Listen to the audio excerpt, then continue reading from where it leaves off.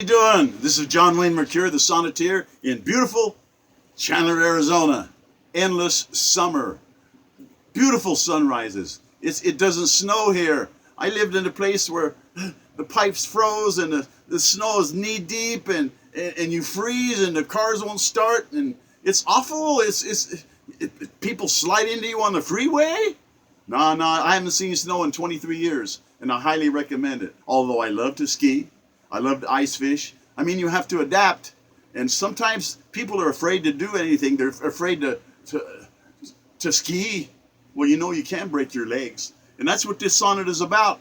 Sonnet number 1148 in honor of my hero, William Shakespeare. Fear is your friend. This is an important sonnet. I hope you're listening out there, you veterans. You already know it. Fear is your friend. Sensei, that's me. I've got 3 separate black belts. I earned them. Tattoo this into your mind. You got to learn this. You got to control fear. The first thing you ever learn in martial arts is that fear is your friend. And if you don't understand that, life is going to be really, really tough. It's a feeling that paralyzes your heart. You think you can't move. Well, dear God, come to grips with your distress. Don't live blind. You got to wake up. Fear is a feeling, like anger, like hunger, like love, like hatred, like jealousy.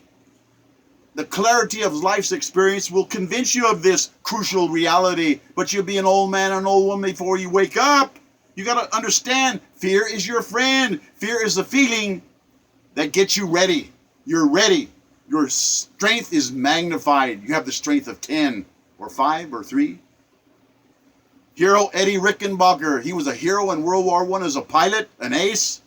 A great hero, Eddie Rickenbacker.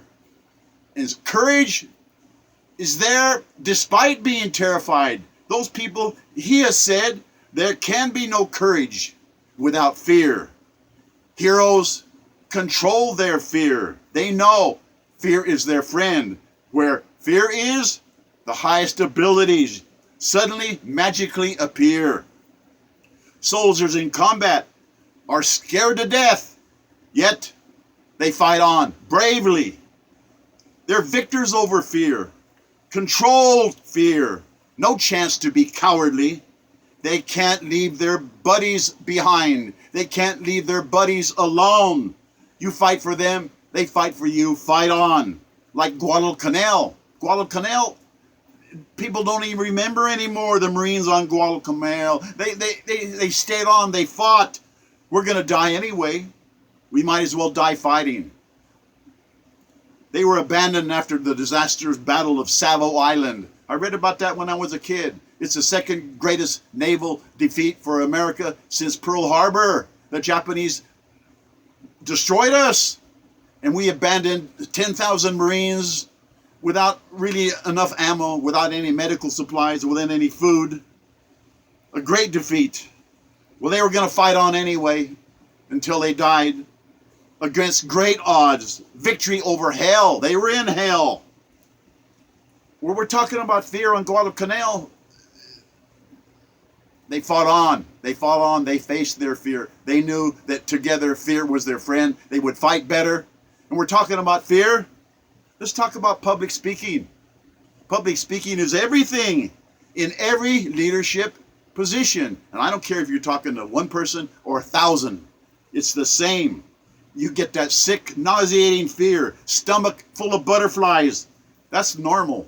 Those are normal conditions. Face your fears. It's your friend. Practice, practice, practice. Join Toastmasters. Toastmasters is a great organization, a place to practice your public speaking. Practice, practice. That's how you get to Carnegie Hall. Practice. That's what Brad Pitt says. Sensei, that's me. I belong to the Toastmasters 555, Triple Nickel in Colorado Springs. A beautiful city, my favorite city. The Satellite Hotel, I'm thinking about it. It's so beautiful. A real nice meeting room, a big meeting room, round tables there. And we were sitting there getting speaking skills polished What a great thing. Toastmasters, a wonderful organization. Look it up. It's in your book. Toastmasters for oratory polishing. People would rather die than make a speech. I mean, making a speech is number one as a fear. Death is number two. What does that tell you about making a speech? It's illogical distress facing your fears. You are letting the devil control you. Imagine the advantage you will possess if you can speak, if you make fear your friend, because you can do it. The biggest part of success is a talented tongue. That you may be strong, that you may make speech, your tongue, eloquent, because that's everything. It's mightier than all fighting, an eloquent tongue. And that was written 5,000 years ago. Actors and actresses, they face fear every day. It's what they do in every audition. Yet they prevail. There's some good actors out there. Bosses, they have to give speeches. Athletes, teachers, they give many speeches without fail. Stare into a mirror. Do you want to be a follower or do you want to be a leader? Make up your mind. We need followers too, but eloquent followers would be nice. Beware of letting your fears limit your opportunities forever. If you would be strong, be a master, a dynamic master of your tongue. For the strength of one is the tongue, and the speech of one is mightier than all fighting. All heroes are well spoken.